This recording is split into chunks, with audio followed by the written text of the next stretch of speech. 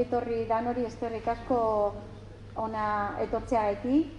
Oroituz berriro hasten gara gure ekintzak, eta arratsalde honetan bi pertsona interesgarri ekarri dugu. Badakizue gaurko egune erakusketa soka Hermanas Urizpi buruz doie, eta hemen egongo da guren artien martxoan 25 arte. Hemen nire eskerren bertan, Alfonso Etxeberria Goñi, 1975an jaiota, bera Eguez Ibarreko alkatea hoia zan 2013 eta 2019an artien, eta bera bebai izin da pertsona importante bultzakada emon duena erakusketa oneri. Os decía que tengo aquí a mi izquierda Alfonso Etxeberria Goñi, nacido en 1965, ha sido alcalde de Eguez entre el 2013 y el 2019 y ahora mismo es concejal, y ha sido una persona que ha sido muy importante y ha dado un impulso importante a la exposición de las hermanas Uriz. Presidente de la asociación Hermanas Urizpi, Austenian Elkartea, y como os he dicho en la actualidad, pues además de impulsor, hay por aquí sitio por aquí adelante también, camuflaje. Como estaba diciendo, un gran impulsor de esta asociación y de esta exposición. Y a la izquierda de Alfonso, beren esquerra, Manuel Martorell, Elizondo jaiota 1953an, kazetaritzan lizentziatua zen Bartzelonako Unibertsitatean 1981an, hainbat komunikabidetan lan egin du, eta licenciado por la Universidad de Barcelona en 1981, Manuel Martorell, eta momentu honetan, en la actualidad es colaborador de la revista La Aventura de la Historia y del Diario de Navarra, además de trabajar en el proyecto de periodismo digital Cuarto Poder. Gaur egun La Aventura de la Historiaren Diario de Navarra aldizkaritako kolaboratzailea da, eta bera 2000 kuriositate bat gure badozue jakin, kuriositate badeko zu eta sartzen bazari Googleetan, 2015etik estatu batuetako gobernutik bere izena da terrorista. Orduen bera ezin du estatu batuetan sartu, ze bera pultsakan dize eta historia dakit pillo Hermanas Uriz buruz, baina bera liburu kasko dekoz kurdoak buruz. Esta Manuel, sobre los kurdos, os comentaba en euskera, os decía que desde el 2015 Manuel es declarado terrorista por el gobierno de Estados Unidos por sus libros dedicados al pueblo kurdo. Es un gran estudioso de ese mundo también, y si tenéis más curiosidad lo podéis buscar por ahí. Y en la actualidad todavía sigue con ese problema, eso estábamos hablando antes. Él ha sido apoyado por muchos compañeros periodistas y profesionales de la comunicación, con peticiones a la embajada que todavía parece ser que no han dado resultado. Y bueno, 2018an liburu bat Pioneras, Historia del Compromiso de las Hermanas Uriz, editorial Txalaparta egin zuen, eta beste liburen artien kurdos, estos son los kurdos, beste liburuka adibide moduen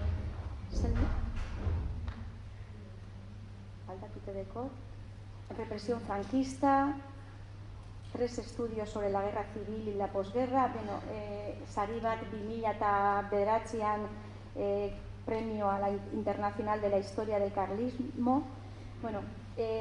Kurrikulum berena laburtu behar da, sustantzen hemen egongo genka arratsalde guztizetan. Eta ezer geza, haiek kontatuko gotzue askoz geza, ni baino askoz hobeto, Hermanas Uriz nor izin zien, eta eskerrik asko ona etortzeagatik eta aurrera itzaldiagaz.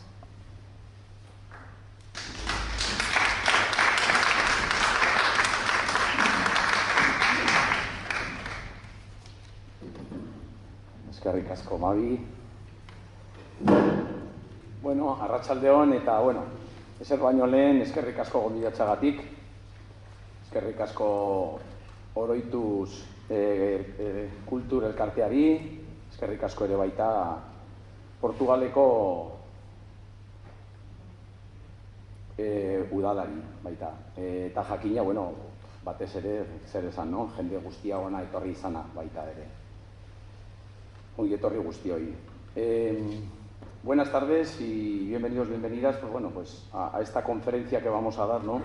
Manuel y yo, aunque yo me voy a centrar un poco más en el recorrido que ha llevado la exposición, los inicios, el recorrido que hemos llevado con ella desde que empezamos, allá por el 2013-2014, y en donde estamos ahora, y bueno, pues todos los pasos que hemos dado. Luego Manuel Martorell entrará un poco, como decíamos, en lo que es la harina, ¿no?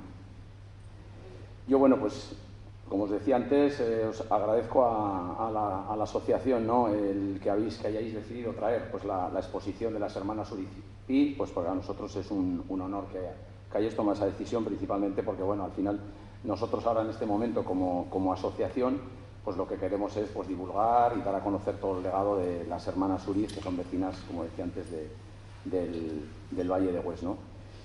Y bueno, pues eso, sí que quiero agradecer, y siempre lo hago, ¿no?, pues a todas las personas que hemos estado desde el inicio pues en el grupo impulsor, grupo motor de las hermanas Uriz, ¿no?, que al final, pues bueno, pues ahora estamos todos asociados y reunidos en esta asociación Hermanas Urizpi Aizpen Elkartea, que es de reciente creación, ¿no?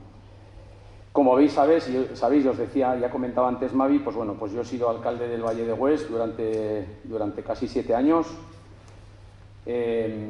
Bueno, justo me ha pillado desde el inicio de la historia de las hermanas Uriz, porque al final, bueno, pues eran unas auténticas desconocidas en el Valle de Hues, por mucho que parezca que, bueno, pues que lo tenemos ya muy interiorizado y que todo el mundo las conoce, pues no. Hasta el año 2013-2014 en el Valle de Hues eran unas auténticas desconocidas, incluso hasta en Badostein, en el propio pueblo, pues que sí, que la familia era oriunda de ahí, de Badostein, del Valle de Hues, pero prácticamente nadie conocía su legado, y sí que sabían pues que, bueno, pues que había muerto en Berlín, que había sido exiliadas políticas y que había muerto en Berlín, ¿no? Pero sí que es verdad que si no hubiese sido por Manuel Martorell, que a raíz de que estaba pues, investigando y trabajando en un proyecto con Jesús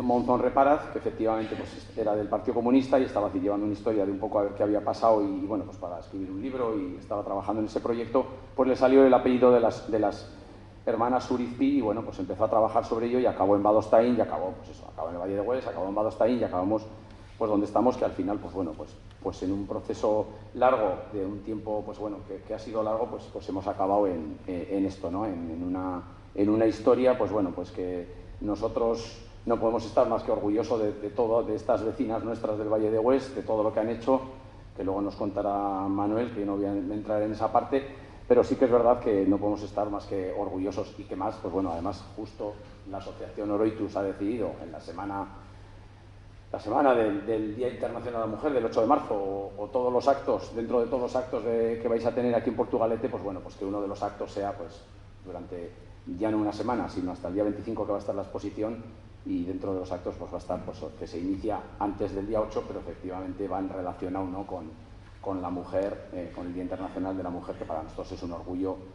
este paso que se está dando.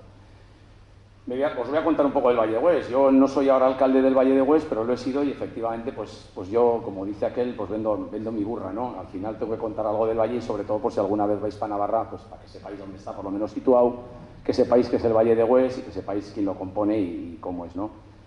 El Valle de Hues está compuesto por 18 poblaciones. Está Muga con Pamplona, es la tercera población de Navarra, con casi 22.000 habitantes. Está compuesto por 11 concejos, 2 urbanizaciones, Arrigüeren-Gorraiz, y 5 señoríos. Tiene 54 kilómetros cuadrados y está enclavado, pues eso, dentro de lo que es la comarca de Pamplona y Iruñerriko mankomunitatearen erdian dago, justu hor dago, eta Mugan dago. Tiene un gran potencial turístico, con bienes de interés cultural, artístico, paisajístico. Prueba de ello son pues sus iglesias y ermitas románicas del siglo XI, XII y XIII, a lo que hay que añadir espacios catalogados por el Instituto Príncipe de Viana dentro del patrimonio histórico, la arquitectura del agua, así como la existencia de numerosas necrópolis de la Edad Media. Además, en nuestro municipio se encuentra el que además hace pareja de los gigantes, que que lo tenéis ahí, ya lo habéis visto, a Pepita, la giganta, que hace pareja en los gigantes del valle que se pasean por las fiestas, que pues, por desgracia ahora no podemos disfrutar de ellas, pero que la verdad es que es conocido por todo el mundo, pues hace pareja Jorge Oteiza. Pues tenemos el Museo de Jorge Oteiza enclavado en el Valle de Hues, en el pueblo de Alzuza, concretamente, ¿no? Que yo creo que todos lo conocéis a Jorge Oteiza, el escultor, pues uno de los escultores más significativos, ¿no?, del siglo XX, reconocido internacionalmente, ¿no?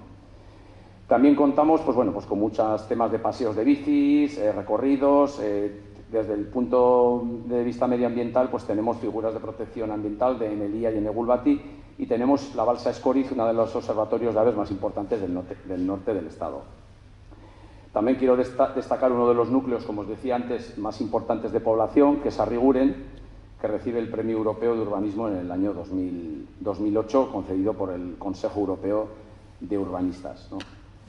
Que son la mayor parte de esas viviendas, son viviendas, el 98% son viviendas de protección oficial y están, pues, bueno, son bioclimáticas y disponen de sistemas de ahorro energético y consumo de agua, entre otras peculiaridades.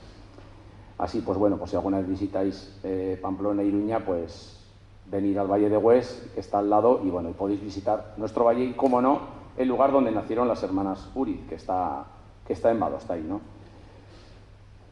Un detalle a nivel de simplemente una pincelada, pues el equipo ciclista Movistar Team también tiene su sede en el Valle de Hues.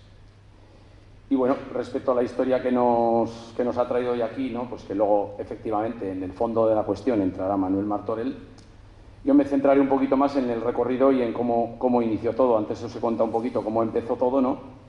Pero el primer homenaje se hizo en el 2014, ¿no? En nuestro valle se hizo en el colegio, en aquel momento había un colegio, y se puso una placa, bueno, pues como para hacer un poco todo el trabajo que habían hecho las hermanas Uriz, pues pusimos una placa. En un principio pusimos la placa pues con todo el trabajo que habían desarrollado ellas en ese homenaje que se hizo, pero posteriormente, en aquel momento, pues por temas políticos no pudimos hacerlo, pues porque no nos acompañaron los políticos del Gobierno de Navarra en aquel momento que estaban, y sí que luego a posteriori, en un futuro, cuando cambió de gobierno y cuando se hizo el segundo colegio, ya pasó a llamarse el segundo colegio, Colegio Público Hermanas Urizpi Castretxe Público A. A partir de ahí, bueno, pues la exposición ha estado, la primera exposición que hicimos, porque esta es la realizada por el Gobierno de Navarra, la exposición primera que hicimos, pues estuvo en el Ateneo de Madrid, estuvo en la Complutense, también estuvo en diferentes pueblos del Valle de Hues, lógicamente en nuestro ayuntamiento, en el Condestable en Pamplona, en el Parlamento de Pamplona de Navarra también estuvo, en la Casa de Cultura Tafalla, en el Instituto Cervantes y en la Embajada de Berlín, que hay que recordar aquí que el único homenaje que se ha hecho a los exiliados políticos de la represión franquista que ha hecho por el Estado español se hizo en la Embajada en Berlín, y se hizo a consecuencia de la exposición que llevamos nosotros de las hermanas Uriz a Berlín. Aprovechando la visita y la exposición que estuvo allá en el Instituto Cervantes en Berlín, pues trasladamos a la embajada, y la embajada, bueno, el Estado español decidió a través de la embajada en Berlín, pues hacer ese homenaje, y se nos hizo un homenaje ya por el embajador en aquel momento que estaba, que no sé si sigue, me imagino que no seguirá porque ha cambiado de gobierno, por Pablo García Verdoy, que la verdad es que tenemos que hacer más que palabras de agradecimiento para él. Asimismo, la exposición en Alemania estuvo también en Hamburgo, estuvo en Chemnitz, en Leipzig, en Rebeldet y en Dresde. También estuvimos en la Universidad del País Vasco, en Donosti, en la UPV. Hemos estado también en diferentes universidades de Cataluña, en Lleida, en Girona. También hemos estado en el Instituto y en la Casa de Cultura en Estella. También se colocó a nivel, en la exposición y en la revista que tenemos por ahí, podéis ver que hay un punto kilométrico, una foto con un punto kilométrico que pusimos en Badostaín. Pues bueno, queremos hacer un acto simbólico de los kilómetros que tuvieron que recorrer las hermanas Uriz desde Badostaín hasta Berlín, que son los 1935 kilómetros que separan Badostaín de Berlín, que seguro, y todos sabemos que tuvieron que recorrer muchos más porque dieron muchísimas vueltas por París y por diferentes sitios, pero bueno, ese es un homenaje, otro de los homenajes que también hicimos. Asimismo, también tenemos una plaza en Badostaín con el propio nombre, y también disponemos, como os decía antes, de una pareja de gigantes en la que están Pepita Urizpi y el escultor Jorge Oteiza. Esta misma pareja, que también aparece en la revista y en la exposición, Como en una de las etapas de la Vuelta al País Vasco de la Euskal Herriko Itzulia, que el Valle de Hues tuvimos el honor y hicimos 2 etapas en años diferentes, pues en uno de los años pues decidimos, en los 2 años, perdón, y decidimos el trofeo que se daba, que era la pareja de gigantes y el libro de las hermanas Urizti, pioneras. Ese fue el trofeo que nosotros dimos con la intención, pues de no solamente centrarnos en el deporte, que siempre lo hemos apoyado, pero también aprovechando el deporte para divulgar nuestra historia y nuestra cultura. Ese mismo año, y lo aprovecho un poco para decirlo también, ya que estamos en la Semana del Día Internacional de la Mujer, también nosotros dimos un paso importante ahí, decidiendo que la Euskal Herriko Itzulia no entregaría los premios, no entregarían las azafatas, no hubiera mujeres, y fue el primer día que se decidió ya no entregar, que los premios lo entregarían mujeres, aprovechando eso y también aprovechando que dimos los trofeos y haciendo un homenaje también, como no, a nuestras vecinas, las hermanas Uri. También, pues bueno, como os he comentado antes, pues hemos publicado un libro en el cual pues somos coeditores, el Ayuntamiento es coeditor. Y bueno, y otro de los pasos que queremos dar es en breve pues llevar la exposición a París, ¿no? La exposición queremos llevarla a París porque bueno, entendemos, y luego igual Manuel lo ampliará un poco más, os ampliará un poco más todo, pero es verdad que bueno, entendemos que el gobierno francés tiene una deuda con los exiliados políticos españoles durante el franquismo, porque bueno, fueron expulsados en la operación Bolero Páprica, y entendemos que no se ha hecho todavía ningún homenaje con esa deuda que entendemos nosotros que la siguen teniendo, ¿no? Bueno, nosotros desde nuestra parte, pues como asociación seguiremos trabajando para llevar a cabo acciones, impulsar y colaborar con todas las iniciativas que tengan que ver con la difusión, reconocimiento y categoría y proyección internacional de las hermanas Urizti. Y bueno, y nuevamente yo mucho más no me voy a alargar, simplemente pues agradecer a todos los que y todas los que hemos estado en este proyecto, ¿no? Desde el inicio. Agradecer, como no, a Manuel Martorell por su investigación en la recuperación de la historia. Y también, pues desde aquí y en agradecimiento a todos, también queremos hacer un agradecimiento a Freddy Albero de Badostein.net por todo el trabajo que ha hecho, también al Concejo de Badostein, a Margarita y Manfred Bredme, que os he comentado antes que la exposición ha estado por Alemania. Lógicamente, una de las exposiciones está en castellano y alemán. Pues esa exposición la movió por Alemania pues 2 personas, sobre todo Margarita, que fue una de sus padres fueron también exiliados, y Manfred Bredme, que es su pareja, su marido, que han estado y están trabajando todavía incansablemente porque la exposición recorra todo Alemania. Como no, también a Olga García Domínguez, que estuvo estuvo un tiempo largo con Elisa, que fue con la que coincidió también con sus padres allá. Y si no se fuese por ella, pues la verdad que muchísimas fotos y muchísimas cosas, esa exposición no tendría el contenido que tiene actualmente, ¿no? No podríamos disfrutar de esta exposición hoy si no fuese por Olga García Domínguez, que estuvo unos cuantos años con Elisa viviendo, ¿no? Y como no, también a los que desde Cataluña, a Salomó Marqués y a Carmen Agulló, que también en el libro, como veis, pues son también autores que forman parte como con Manuel, ¿no? Son 2 personas que han trabajado activamente y enérgicamente y han trabajado muchísimo con toda la investigación que tenga que ver, en este caso, con las hermanas Uri. A ellos les agradecemos muchísimo. También tenemos que agradecer a la editorial Chalaparta, como no. La editorial Chalaparta pues al final nos dio un apoyo muy grande para poder editar este libro, ¿no? Y por eso pues nosotros al final hemos tenido que acudir a ellos y la verdad que estamos encantados, ¿no? con todo lo que han hecho. Y nada, y por supuesto también agradeceros a todas y todos los que habéis venido aquí, que para nosotros pues ver esta sala así llena pues nos llena pues de satisfacción, la verdad, pues para poder seguir contando la historia y que muchísima gente, pues al final, todas y todos los que habéis venido aquí, pues podáis contar, ¿no? Como los niños del Valle de Hues están contando que la pareja de gigantes al final, pues no solamente es una pareja de gigantes que van por todas las fiestas del Valle y por numerosos sitios, sino la gente ahí al principio preguntaba, pero ¿quién es este y quién es el otro?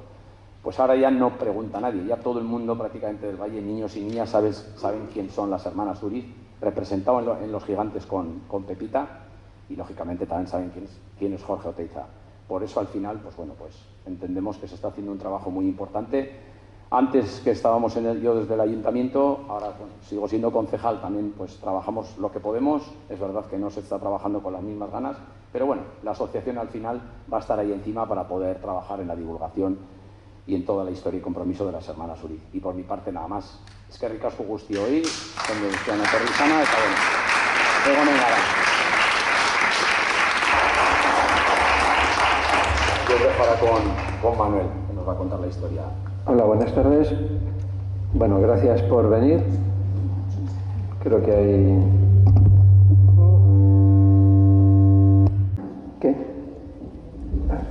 Bueno, gracias por venir.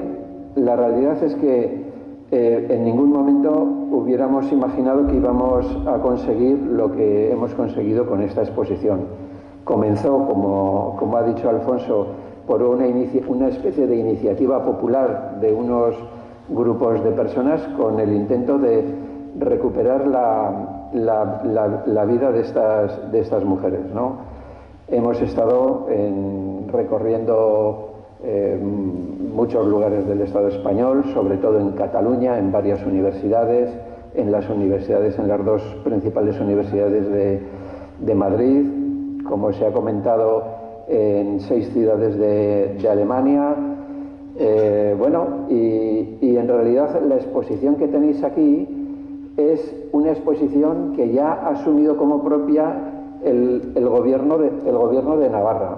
Es decir, esta exposición, con nuestra colaboración, ya forma parte del patrimonio de todos los navarros, y de alguna forma al final hemos conseguido el objetivo de normalizar y de que estas mujeres tengan un reconocimiento público y general de la importancia histórica que tuvieron, ¿no? Modestia aparte, lo digo también en nombre de quienes componemos la asociación, la exposición creemos que está hecha con mucho cuidado, es una verdadera lección de historia, porque estas mujeres tocaron prácticamente todos los aspectos en la defensa de los derechos universales. Y bueno, ya sabemos que las exposiciones no se suelen leer con detenimiento, pero si realmente hay alguien que le interese la historia, creo que los textos se ha hecho un gran esfuerzo para que los textos reflejen exactamente lo que se quiere decir, es decir, no hay mucha paja en los textos, e incluso en los textos complementarios, por ejemplo, los pies de fotos, se ha intentado introducir información relevante que no se podía incluir en los diferentes capítulos. También se ha intentado hacer un esfuerzo para aquellas personas que no tienen tiempo, no están especialmente interesadas en estas cuestiones históricas, al colocar un titulillo en cada párrafo como resumen del párrafo, de tal forma que dando una gran relevancia a las imágenes y leyendo esos títulos, pues una persona pueda sacar una idea general de lo que fueron estas mujeres sin estar 2 horas leyendo los textos, ¿no? Es imposible en media hora o en 3/4 de hora explicar todo lo que estas mujeres hicieron. Yo solamente voy a dar unos rasgos, unas pinceladas generales en base al comentario de unas fotografías, ¿no? O de unas imágenes. Y la principal de ellas es el carácter de pioneras que tuvieron en el terreno pedagógico. Esto en principio es por lo que se les conocía cuando descubrimos a estas mujeres. Había algunos textos que hablaban de la aportación pedagógica de las 2 hermanas Y bueno, en realidad, pues luego lo hemos comprobado a través de la documentación que hemos podido encontrar, que realmente jugaron este papel. Nos estamos situando, ellas se fueron de Navarra a comienzos del siglo XX para estudiar en la Escuela Superior de Magisterio de Madrid. Era una escuela de magisterio para profesores de las escuelas normales, es decir, de las escuelas de magisterio. Es decir, era la primera vez que unos estudios de magisterio alcanzaban, vamos a decir, el grado universitario, ¿vale? Estamos hablando del año 1912-1913. En ese momento se produjo una situación muy especial en el Estado español, en el sentido de que hubo una apertura ideológica dentro del mundo de la enseñanza, a través de la Institución Libre de la Enseñanza, que supongo que os sonará, ¿no? Es decir, eran ideas que abrían abrían el espectro de las formas de hacer enseñanza, sobre todo por la influencia de algunas corrientes revolucionarias del pensamiento pedagógico que estaban surgiendo en Europa. Y estas mujeres, y otras muchas más, gracias a determinadas becas que algunas instituciones aprobaban con el intento de modernizar la enseñanza, viajaron a distintas partes de Europa. Estamos hablando de Bélgica, Francia, Suiza y Italia, donde, por ejemplo, Pepita Uriz pues conoció las teorías de María Montessori. También es una persona muy conocida en la renovación pedagógica, y al regresar pusieron en práctica estas enseñanzas. Y esto, vamos a decir, por ejemplo, Elisa Uriz, el proyecto que presentó para utilizar estas becas era cómo introducir la gimnasia rítmica en el sistema educativo, es decir, utilizar la gimnasia rítmica, la danza y la música como herramienta pedagógica. Entonces diréis, bueno, claro, pues eso es lo más normal del mundo. Sí, es lo más normal del mundo ahora. Pero entonces era algo que chocaba totalmente con los moldes que encorsetaban todo el sistema educativo. Es decir, era inconcebible que las niñas se desnudaran, se pusieran unos calzones y se pusieran a bailar por este tipo de cosas. Por ejemplo, a Pepita Uriz la acusaron de organizar orgías con las alumnas, orgías sexuales con las alumnas, ¿no? Y también Pepita Uriz pues cambió radicalmente, cuando estaba en la Escuela Normal Femenina de Lleida, las formas de estudiar, ¿no? Abriendo debates con las alumnas o dando a leer determinados libros, ¿no? Y eso, por ejemplo, le provocó el primer gran problema y el primer hecho por lo que es conocida Pepita Uriz. Por ejemplo, pues no tenían libros de texto, tenían que copiar apuntes, bueno, cosas que son muy normales ahora, pero entonces no, como el autogestionar una biblioteca, como el que hubiera una residencia que no fuera un convento de monjas para las chicas que venían de los pueblos de la provincia de Lleida. Bueno, y un montón de cosas, ¿no? Entonces, también daba determinadas lecturas, libros a leer a las alumnas, y las alumnas tenían que leer, ¿no? O, por ejemplo, leían la prensa, y hay testimonios, que ahí están, de algunas de sus alumnas, que, por ejemplo, pues leían las cosas que aparecían en la prensa sobre la mujer, ¿no? Y, por ejemplo, una Dolors Piera, que fue alumna suya, que ahí fuera tenéis el testimonio de ella, dice la sensación que les produjo conocer que por primera vez una mujer, porque lo leían en los periódicos, había cruzado a nado el Canal de la Mancha y este tipo de cosas. En un momento dado, Pepita Uriz da a leer varios libros polémicos a sus alumnas y uno de ellos es La condición social de la mujer en España, escrito por una dirigente socialista, se llamaba Margarita Nelken, que estudiaba cuál era realmente la situación de la mujer en el Estado español, ¿no?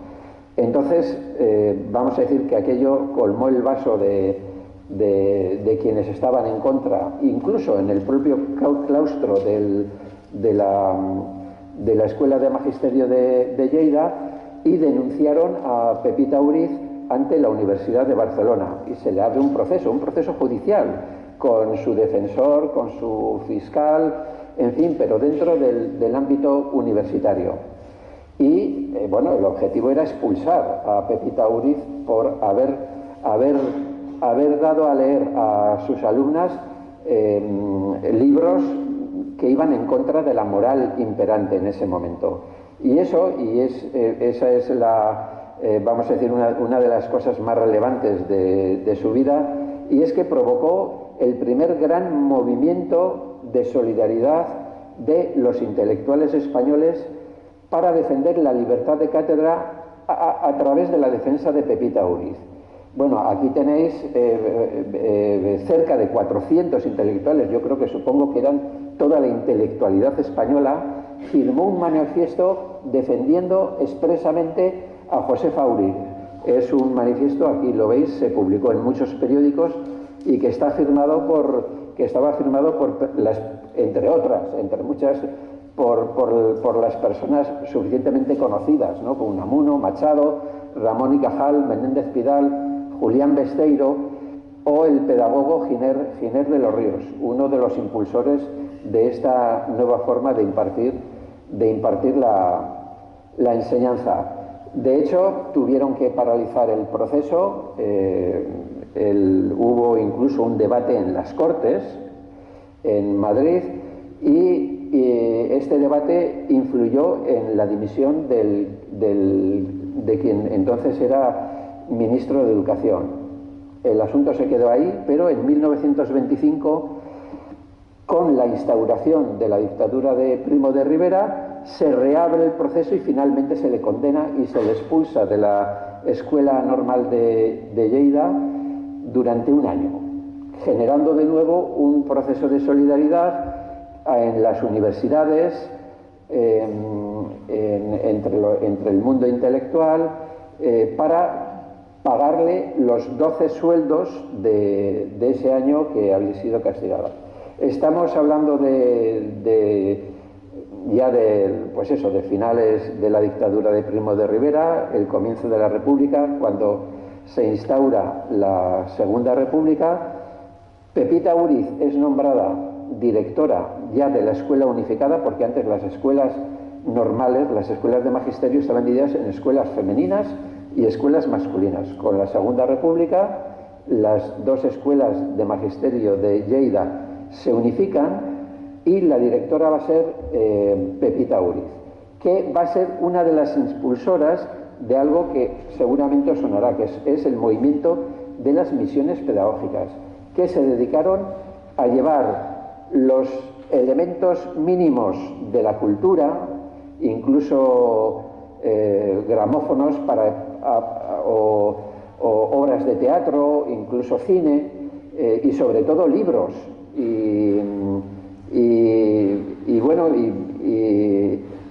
y conferencias para explicar lo que estaba sucediendo en España a los lugares más recónditos que jamás, por ejemplo, habían visto una obra de teatro, jamás habían oído un disco de música o jamás habían visto una película de cine, ¿no? Y al mismo tiempo, pues, llevaban libros y explicaban cuál era la política reformista de la Segunda República. Es precisamente en ese momento cuando las hermanas Uriz van a ingresar en el Partido Comunista, un pequeño partido comunista catalán que con otras organizaciones va a crear, en nada más estallar la guerra civil, en julio de 1936, el Partido Socialista Unificado de Cataluña, que va a ser como la rama catalana del Partido Comunista y vamos a decir, la mayor organización de izquierda, no solo durante la Guerra Civil en Cataluña, sino durante toda la dictadura franquista. Aquí va a ocurrir un hecho que creo que va a influir, que va a ser determinante para la vida de las hermanas Uriz, porque al final las dos hermanas vivieron juntas hasta la muerte, ¿no? Elisa, Josefa, que era 10 años mayor que Elisa, estaba soltera, pero Elisa se casó con Antonio Sesé, es la figura que tenéis aquí en el centro, aquí abajo, que era el secretario general de la Unión General de Trabajadores de Cataluña, que era, junto a la CNT, el principal sindicato de esa zona, ¿no? Entonces, en los incidentes que ocurren en la primavera de 1937, cuando Antonio Sesé va a recoger el cargo de consejero en el gobierno, de consejero de trabajo en el gobierno de Lluís Companys, en un piquete, parece ser del POUM o de la CNT, ametralla el convoy donde va Antonio Sesé y muere junto a los guardaespaldas que le acompañan. Bueno, aquí tenéis algunas imágenes del entierro multitudinario, de lo que supuso la muerte de Antonio Sesé en Cataluña en plena guerra civil. Pero vamos a decir que, bueno, pues a partir de ahí, yo creo que a estas dos mujeres ya no les dio tiempo, vamos a decir, a rehacer una vida normal. Quiero decir,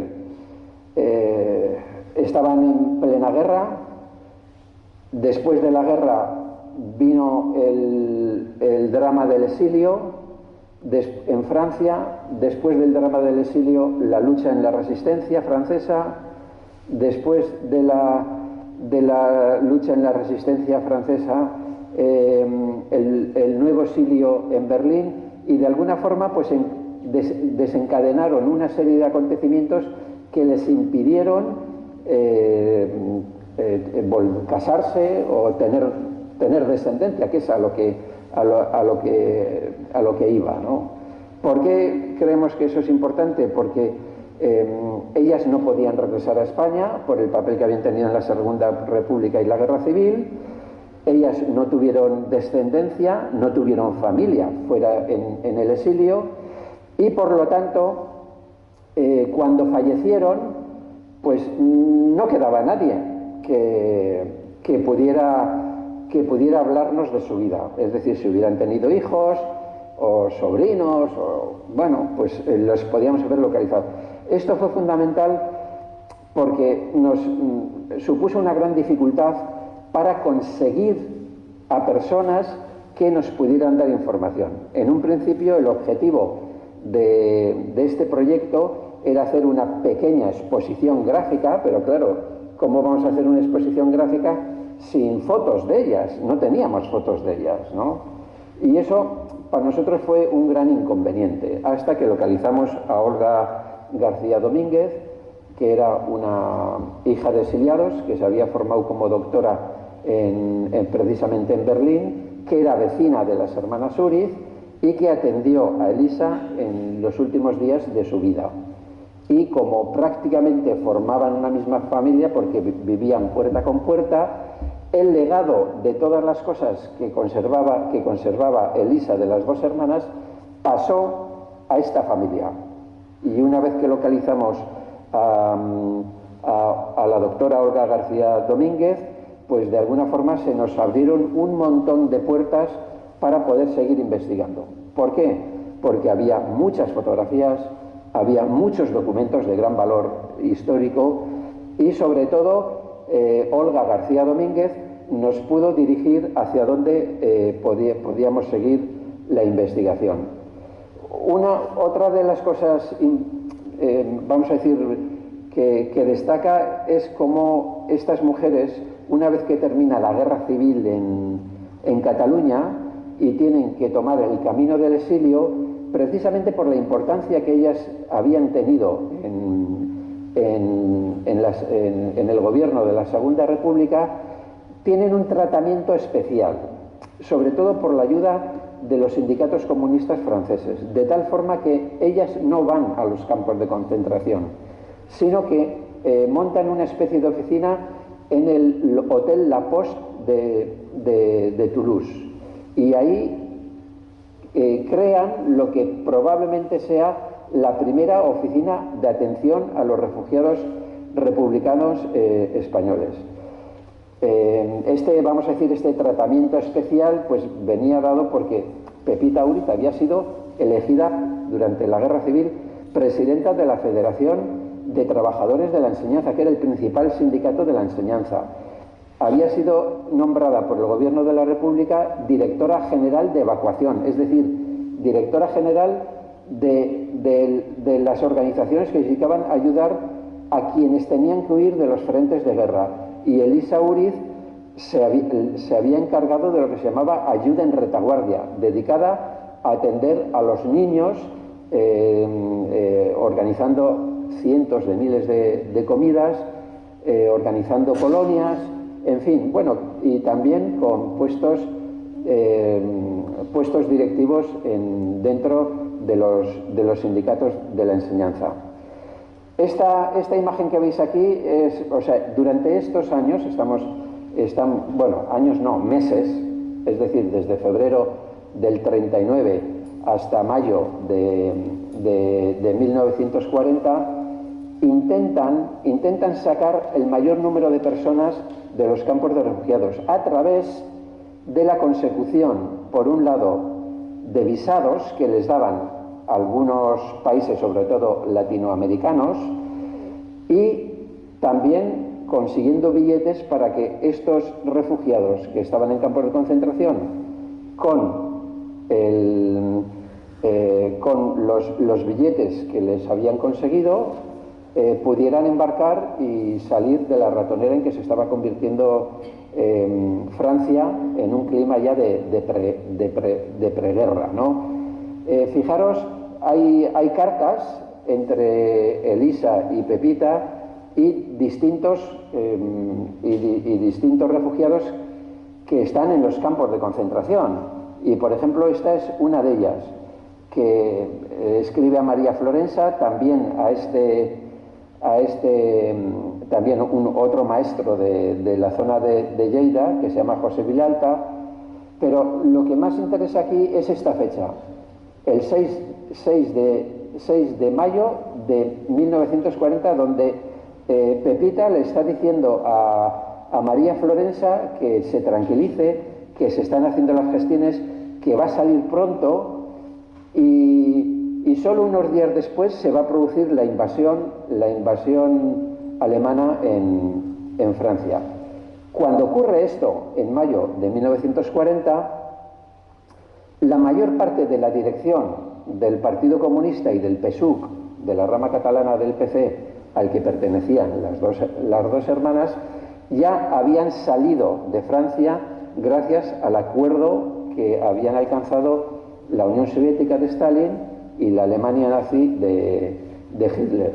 Y tal vez ellas podrían haber salido también, pero deciden quedarse junto a otros dirigentes del PSUC y del PC, entre ellos el también navarro Jesús Monzón Reparaz, y van a formar los primeros grupos de la resistencia. Este es otro elemento al que ya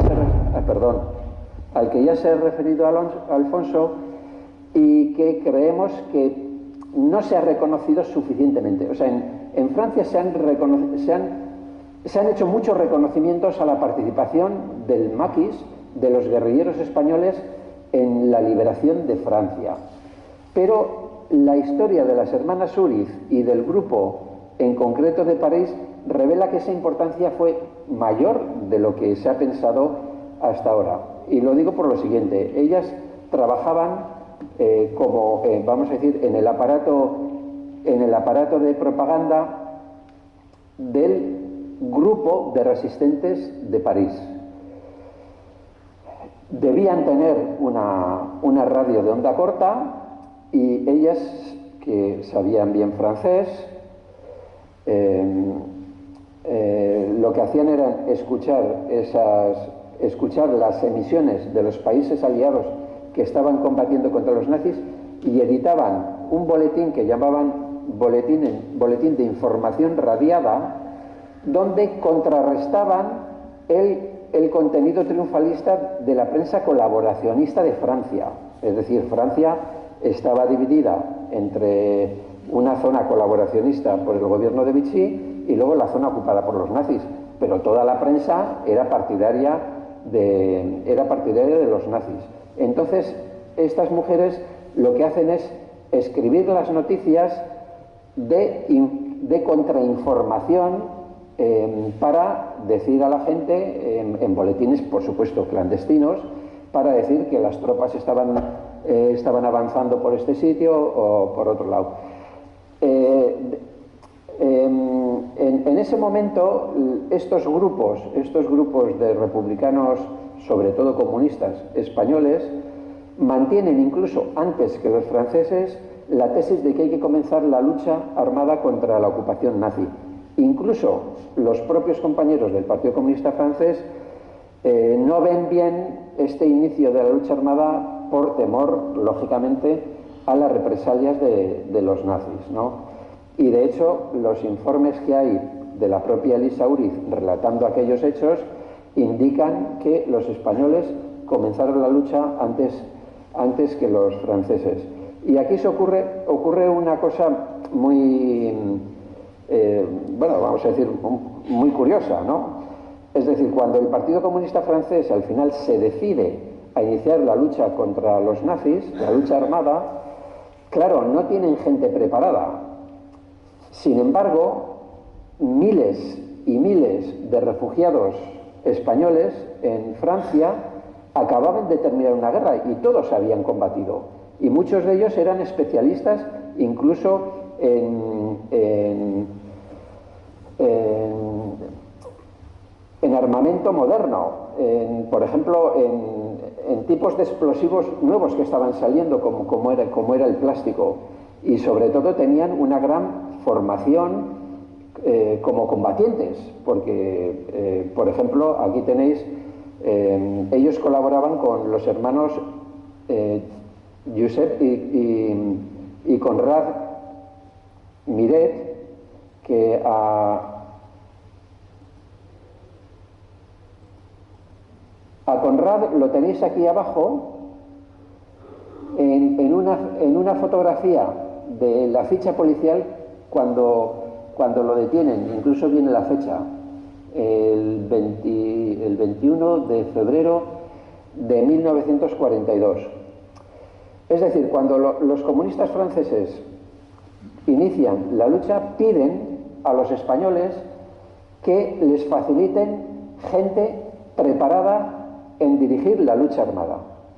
Y esa es la razón porque Conrad Miret, que era compañero de esa organización que tenían, en la que estaban las hermanas Uriz en París, dirige los primeros grupos de la resistencia armada en París, como se comprueba en esta placa que está situada, aquí la veis, en un lugar destacado de la prisión de la Santé, donde él murió por las torturas de las sesiones de la Gestapo.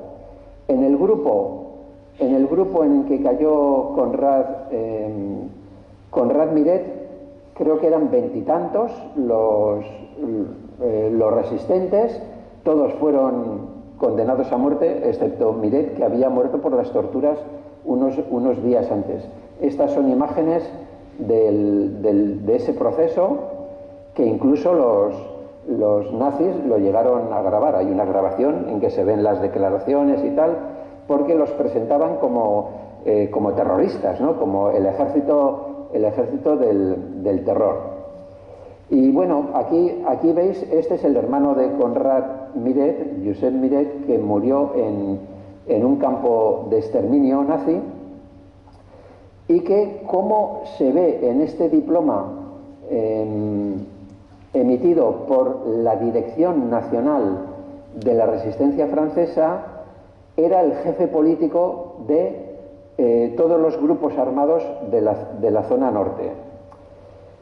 Cuando cae Miret, cuando cae este dirigente político, Josep Miret, que era compañero de las hermanas Uriz y conocidos desde la Guerra Civil, solamente en la zona de París, solamente en esa caída, Elisa escribe en una especie de memoria que hace del trabajo que había hecho en su vida, detienen a 40 maquisards españoles. Si tenemos en cuenta que en una caída de estas, vamos a decir, no se detiene a todo el mundo, porque muchos escapan, y de hecho las hermanas Uriz lograron escapar de esta caída. Claro, si los detenidos son 40, pues vamos a suponer que igual otras 40 personas consiguieron escapar como las hermanas Uriz. Es decir, que no sería aventurado pensar que en el año 1942 los grupos de la resistencia francesa en París estaban compuestos al menos por un centenar de españoles, que es una cifra más que relevante, ¿no? Y yo creo que esto indica hasta qué punto los republicanos españoles jugaron un papel destacado en la liberación de Francia. También es una cosa destacar que estamos hablando de la época de la Segunda Guerra Mundial, en que la dirección del Partido Comunista ha salido de Francia, había salido antes de la invasión de los nazis, y los que se quedan aislados del resto del mundo al haber estallado la Segunda Guerra Mundial, deciden iniciar una política, vamos a decir, autónoma, que se va a llamar la Unión Nacional. Es una línea política que impulsa Jesús Monzón, que era navarro como las hermanas Uriz, y que tiene una característica, y es que predica la unión de todos los españoles a excepción de Franco y Lafrange. Es decir, impulsa una unión nacional de todos los españoles sin tener en cuenta el bando en el que habían combatido en la guerra civil. Es decir, se tiende la mano, por ejemplo, a sectores católicos, a antiguos dirigentes de la CEDA, se tienen contactos incluso con el cardenal Segura, con delegados del cardenal Segura en Sevilla, se tienen reuniones con delegados del pretendiente al trono, el hijo de Alfonso XIII, don Juan, y también con aquellos sectores del carlismo que ya se habían puesto en contra de Franco. Aquí tenéis dos documentos que se localizaron. Uno, el de la izquierda, es el carnet de Pepita Uriz, emitido una vez que el sur de Francia fue liberado. Bueno, no se ve muy bien. Sí, en noviembre de 1944, es decir, todavía no se había liberado toda Francia, no había acabado la Segunda Guerra Mundial, pero ya la Unión Nacional emite este tipo de documentos, y en el que, bueno, pues destacan la militancia de Pepita Uriz en la Unión Nacional. Y a la derecha tenemos el acta de la Asamblea General de la Unión General de Trabajadores a nivel nacional. En ese momento, junto con la CNT, la principal organización sindical. Este acta tiene 11 dirigentes. De esos 11 dirigentes, solo hay 2 mujeres. Y las 2 mujeres son navarras. Una es, como tesorera, Julia Álvarez, que era también partidaria de la Unión Nacional, y la otra, como vicesecretaria segunda, bueno, aquí lo pone en masculino, vicesecretario segundo, Elisa Uriz.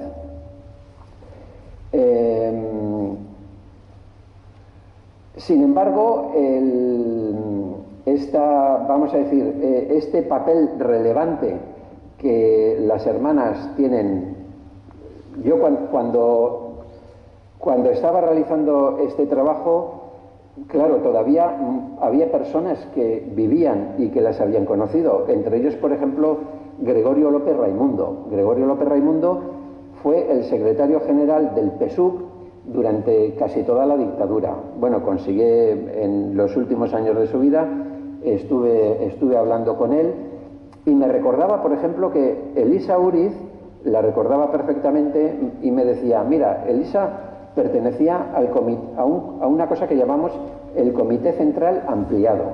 Es decir, era como un grupo de asesores del Comité Central. Y me decía, pero Elisa tenía una formación cultural y política muy superior incluso a los miembros del Comité Central, bueno, del Comité Central del partido, del Comité Central regular. Bueno, Pepita Uriz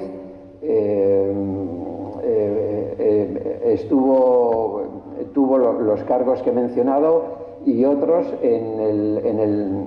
tanto en el mantenimiento del sistema educativo durante la guerra como en la organización de las mujeres que tenían que sustituir a los hombres que estaban en el combate en el sistema productivo, en la economía de guerra. Bueno, pues aquí vemos esta Unión Nacional de España. Tenía una serie de publicaciones, entre ellas, vamos a decir, el órgano oficial era la revista Reconquista de España, que se editaba de forma autónoma en muchas regiones de Italia, es decir, en cada lugar, en cada región, en cada departamento, según su situación durante la Segunda Guerra Mundial, tenía unas características, y aquí tenemos 3 ejemplos. Aquí, en una zona ya liberada, que si no me equivoco es la zona de Marsella, ya son periódicos que están impresos en una imprenta normal, o sea, son públicos.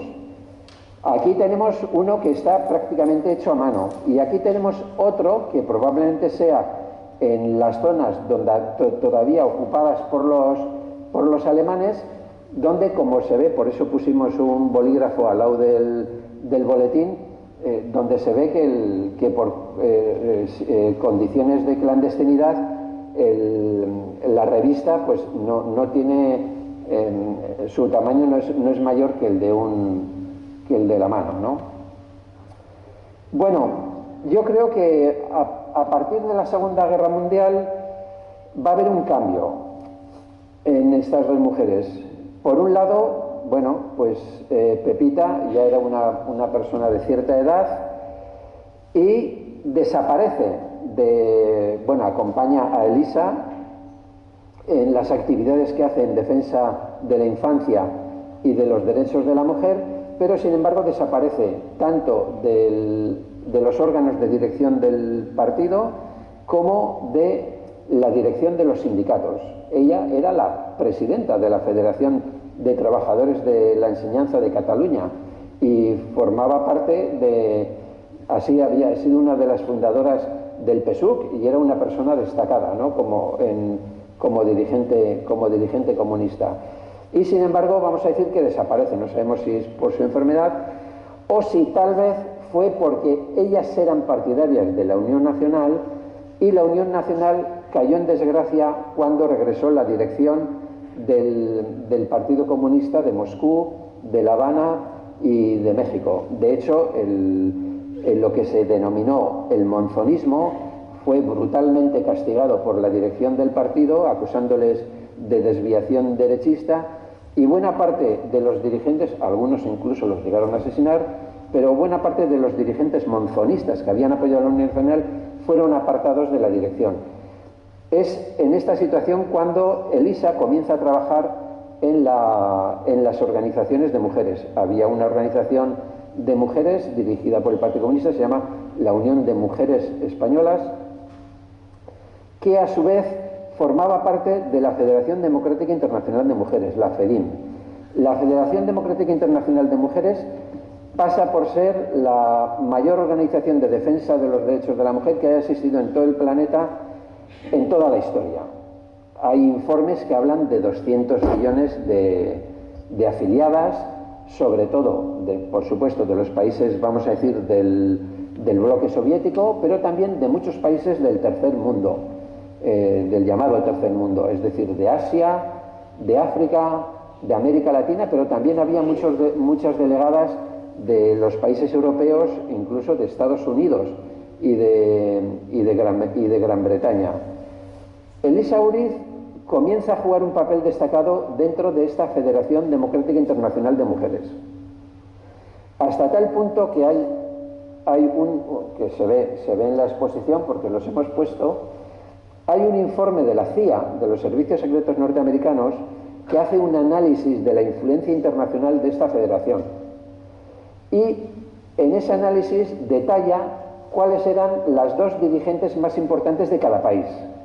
Y cuando toca decir qué dos personas eran las más influyentes entre las mujeres españolas, coloca en primer lugar a Dolores Ibarruri, que es una paisana vuestra, ¿no? Y en segundo lugar a esta navarra, ¿no? A Elisa Uriz. Es decir, que la CIA coloca prácticamente en el mismo nivel a la pasionaria que a Elisa. Aquí la vemos en la dirección, en el comité ejecutivo, en el secretariado de esta federación, una reunión en París. Es la que está aquí a la derecha, y aquí pues veis a las dos hermanas en una reunión con la pasionaria y otras dirigentes comunistas. Bueno, todo esto está explicado en la exposición, con más detalle, y que ahora no nos podemos detener. Entre las iniciativas que toma Elisa Uriz, sobre todo a nivel internacional, bueno, organiza muchas campañas en solidaridad con las mujeres presas en las cárceles franquistas, también pues, de apoyo a las familias de los exiliados, por la paz internacional, participa en la organización de los congresos de la FEDIN, pero hay dos iniciativas que se pueden destacar de ella. Una que no pudo salir adelante por la incomprensión de algunas delegaciones, especialmente de las delegaciones de la Unión Soviética y de China. Elisa Uriz en un momento dado dice, bueno, si nosotros tenemos delegaciones de mujeres de todo el planeta, entonces ¿por qué no hacemos una historia de las mujeres del mundo? Una historia que probablemente habría sido la primera historia de las mujeres del mundo. Y eso habría supuesto un paso muy importante para el movimiento feminista internacional. Todas las delegaciones solían mandar informes, pues bueno, vamos a hacer una especie de enciclopedia para saber cuál es la situación de las mujeres en todo el planeta. Pero cuando plantea esta iniciativa, algunas delegaciones, sobre todo la rusa y la china, le dicen que la historia de la mujer no se puede explicar al margen de la historia del movimiento obrero, ¿no? Algo pues que dentro del movimiento feminista podría ser muy cuestionable, y de hecho esta iniciativa no sale adelante y se queda en el tintero, ¿no? Sin embargo, la otra sí que va a tener éxito. Ella, primero en la Organización de Mujeres Españolas y después a través de la FEDIN, dice, bueno, si ya existe un Día Internacional de la Mujer, el 8 de marzo, vamos a proponer que exista también un Día Internacional de la Infancia.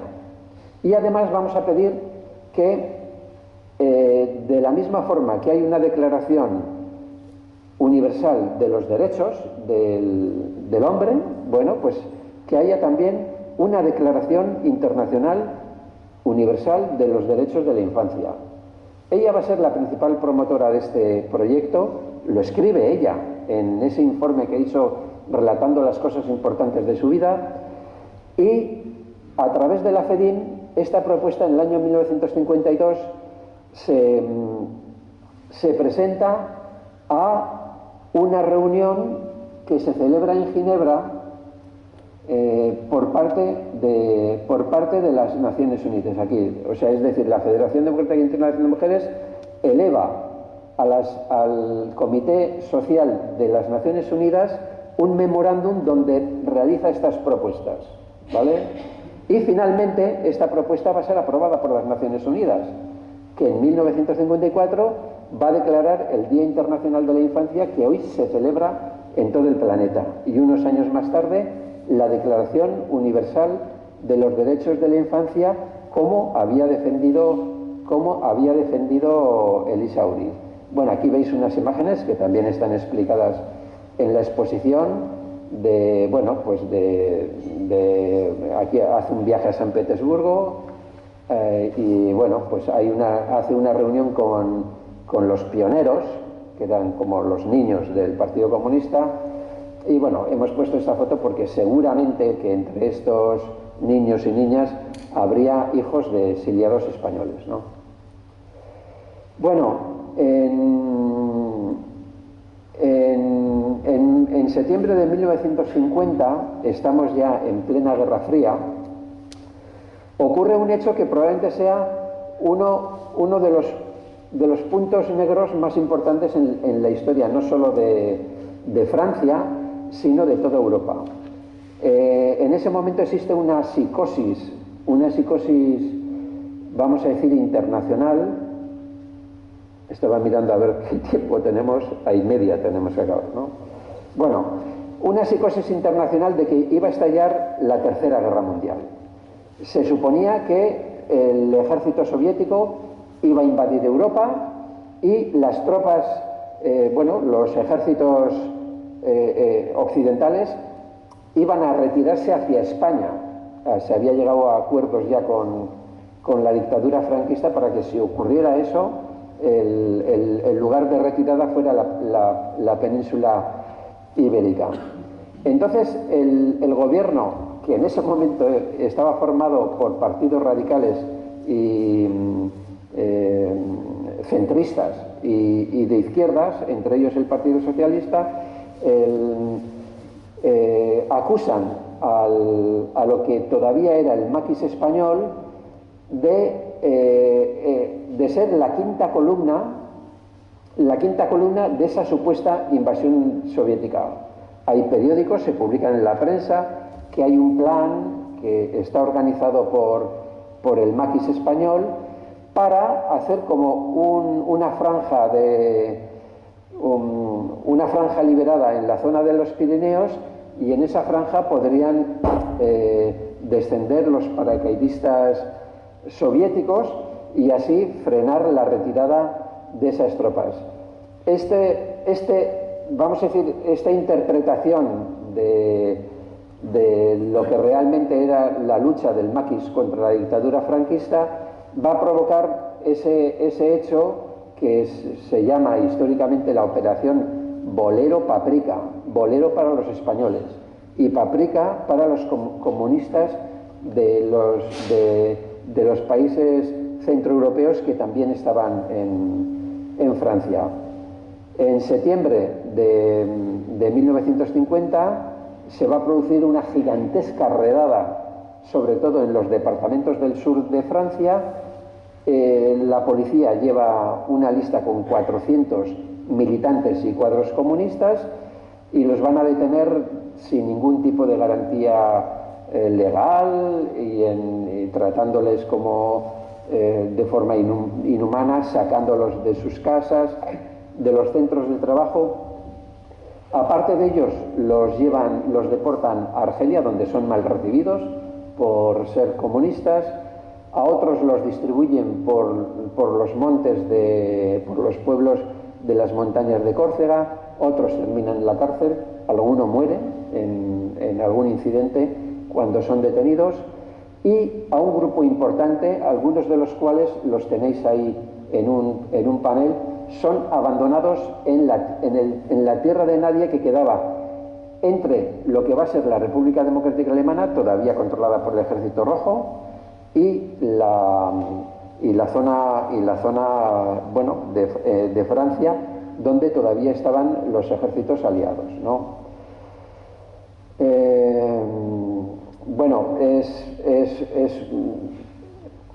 Digo que es una verdadera mancha en la historia de Francia, de la que se habla muy poco en Francia, y una injusticia que todavía no se ha reparado en Francia. Es decir, en Francia se han hecho muchos homenajes a los resistentes españoles, pero todavía no es que se pida perdón, pero no se ha explicado que se cometió un error con estos españoles, muchos de los cuales habían estado combatiendo en la resistencia francesa para liberar Francia, como las hermanas Uriz, que fueron de las más importantes dirigentes que fueron víctimas de esta operación.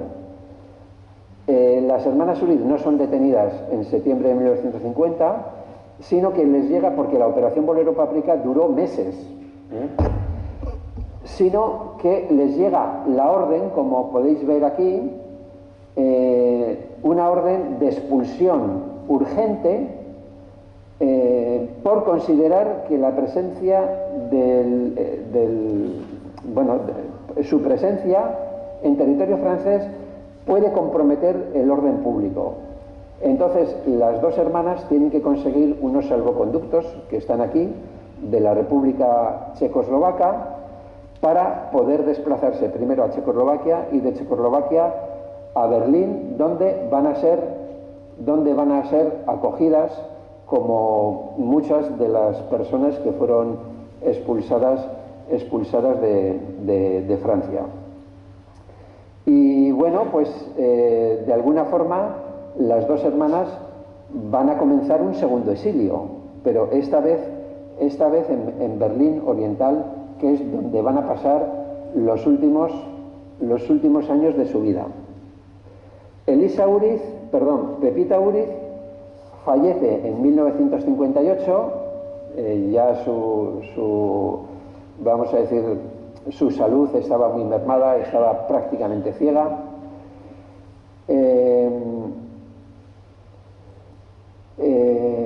Y en ese momento las personas que las conocieron y que conocieron sobre todo a Elisa dicen que la muerte de Pepita supuso un durísimo golpe para Elisa.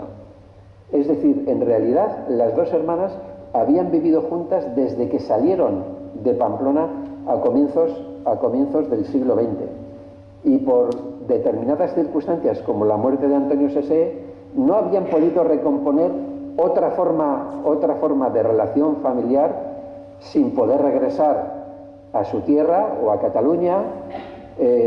Bueno, pues al final pues habían vivido las dos juntas, y cuando muere Pepita, Elisa se queda prácticamente sola, ya con una edad muy avanzada. Aquí estamos hablando, pues en el 58 es cuando muere Pepita.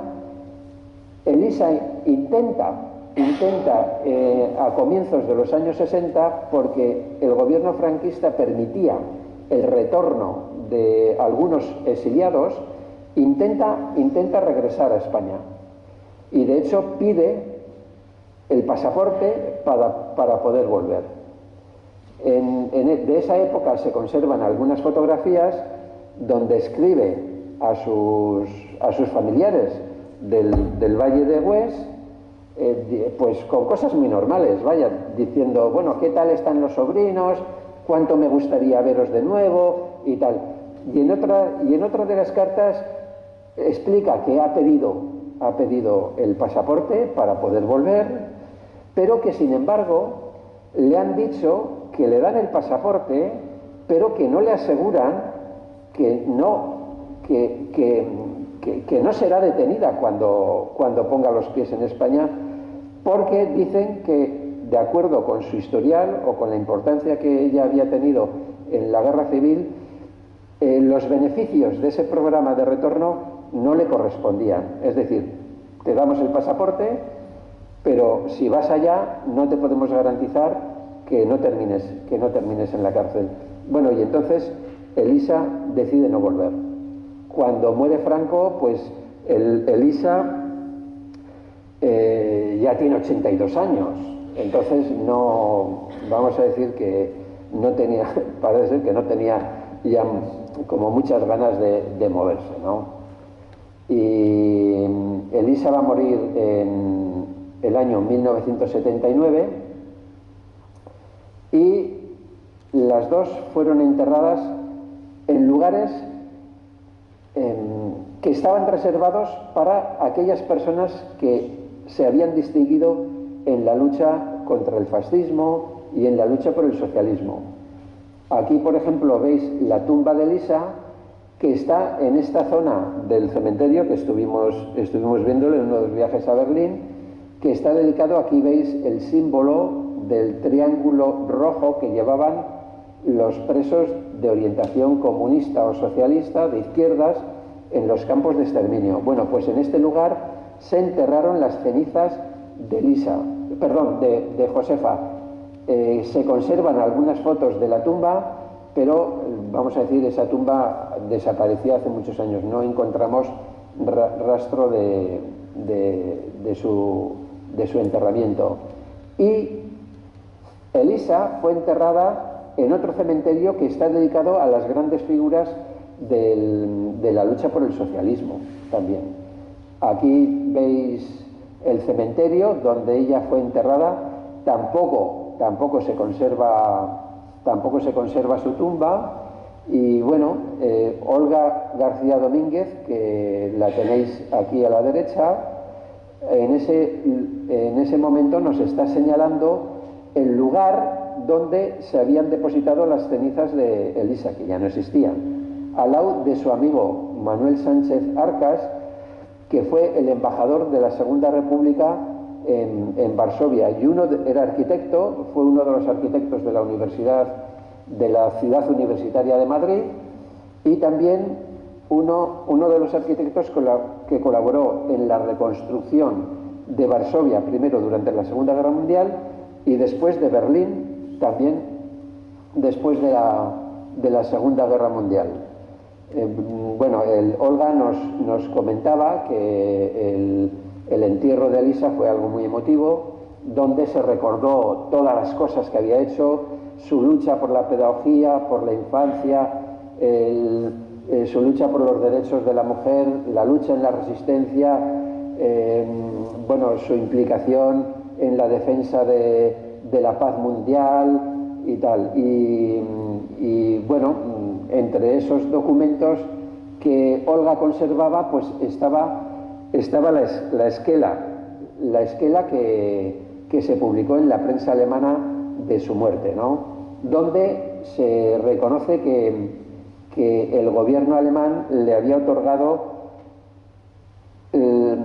la medalla de la lucha contra el fascismo, que era una medalla que se otorgaba a aquellas personas que se habían distinguido por combatir al régimen nazi. Y también que el Consejo Mundial de la Paz le había entregado la medalla Joliot Curie precisamente por su dedicación a la paz mundial.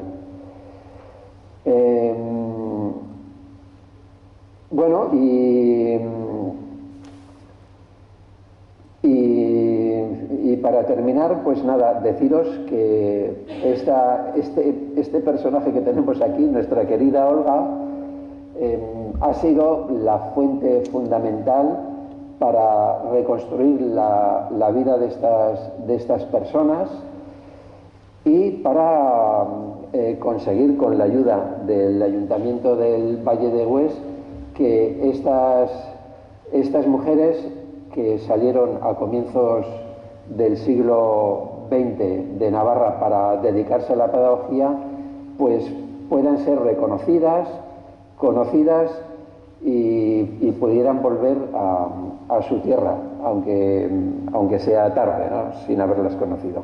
Y nada más, muchas gracias.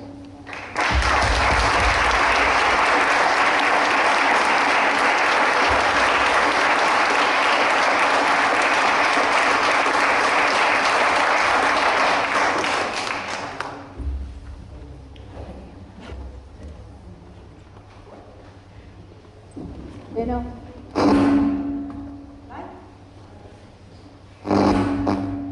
Entzuten da? Beno. zuen txanda galdera gure baduzu egin egiteko.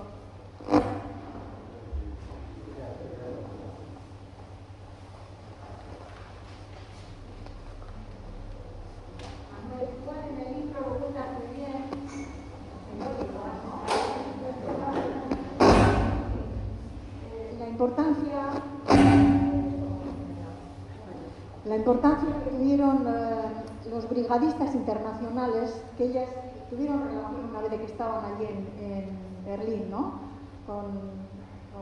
Les conocían de cuando estaban en Barcelona y así, ¿no? Los brigadistas. Ese capítulo no sé si... Pero no te he entendido bien la pregunta.